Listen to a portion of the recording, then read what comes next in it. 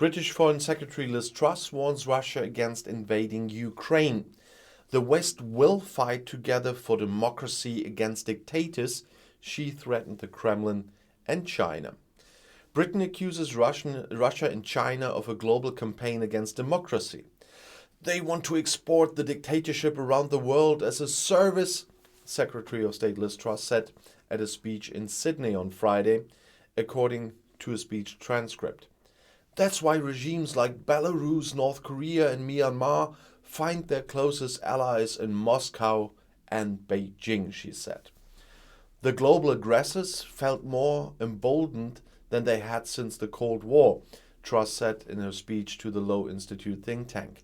But the West will stand together to fight for democracy against dictatorships, she warned Russian President Vladimir Putin and Chinese President Xi Jinping. The threat to freedom, democracy and the rule of law is a global challenge and not a regional problem. An international response is therefore necessary, stressed the foreign minister.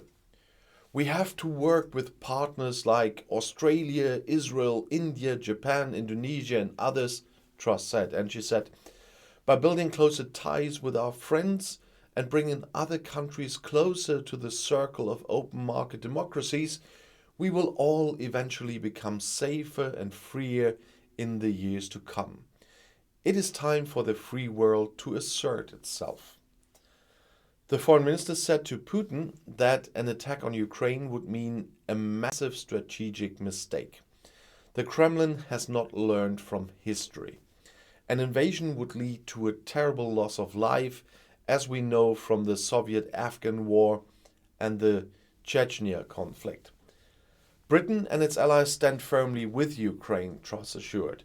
The USA and NATO criticize a troop deployment with around 100,000 Russian soldiers on the border with Ukraine. Moscow points out that these are its own troops on its own territory. And I'll see you in my next video. Bis gleich.